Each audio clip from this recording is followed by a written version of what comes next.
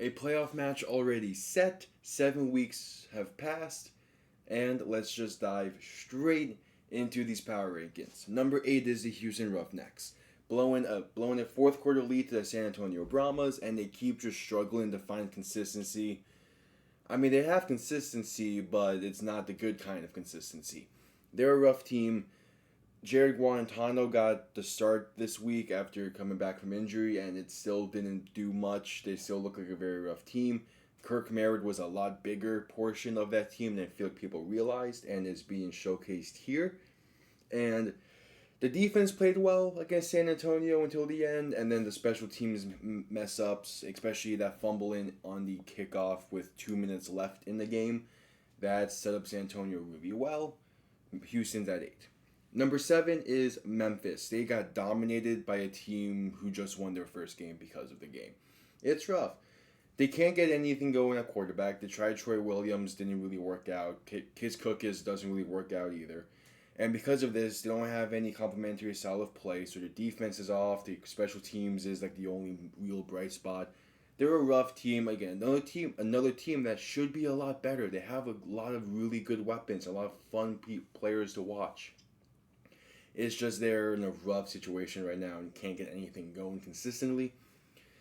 Number 6. You have no idea how happy I am that I can finally pull for this team again. They've showed me something. The Arlington Renegades won a game. For the first 4 weeks of this season, I was consistently here saying that hey, Arlington is a better team than their record. They finally showed it. They dominated a team in Memphis where they should have easily dominated. They did. Luis Perez played incredibly well. That defense played really well. All around, they just finally looked like the Arlington again. It is too little too late, but if they hold strong the rest of the way, they at least are a promising team going forward and into next season. I really liked Arlington going into the season. It sucked to see them go 0-6 to begin the year. Here's to hopefully them going 4-6 to end the year. Number 5 is DC. QB injuries. They were down to their emergency third quarterback against Michigan this past week. Another just rough team when it comes to consistency. The defense played reasonably well, but again, just when your offense can't do much, you're not going to be able to do much in general as a team. And at this point, they need to just focus on next season, try to find a quarterback that can bring that consistency to the offense, and see if they can end the season strong. It's not an easy schedule to end the year for them. But again, they have solid weapons. It's just they need to find that consistency, and maybe a change of quarterback will bring it. Number 4 is San Antonio. I know they won, but yeah, they're just... That injury to Chase Gabers is really, really leaving an impact. Their offense has not looked the same since. Their defense has played exceptionally better, but that offense is leaving a lot of concerns and questions about it. This is their second fourth quarter comeback of the season. It's great. They know when to come up clutch. They're 5-2. The injuries to Chase Gabers. Hopefully he's back soon if he is able to come back because they desperately need him. John Lovett is doing incredibly. Cody Latimer is a great weapon for them to have. Marquez Stevenson. They have the weapons. They have the team, but they desperately need to get healthy at quarterback. Number 3 is Michigan. They're finding their footing finally. They've put out some really good, consistent games over the past couple of weeks.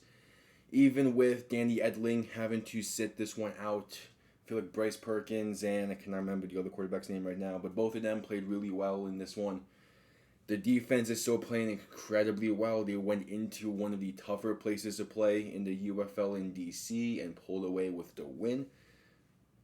And again, the win this week clinched a playoff spot, and I could see them being the main team to give Birmingham trouble. They're going to be playing them 2 more times this season. I would not be shocked if they win one of those 2. Most likely the one coming up in a few weeks, but I like where Michigan is sitting at. Number 2 is St. Louis. I know they lost. But they still played Birmingham incredibly well, and if it wasn't for just a sloppy style of play, especially early on with the drop passes, the undisciplined penalties, St. Louis would have won this game. And this is setting up a really, really exciting UFL championship game. Hopefully we get that rematch. But again, St. Louis is still the best team in the USFL Conference. They're still a really good team. They're going to be a really tough out come playoff time. They won't make those same mistakes again. They won't.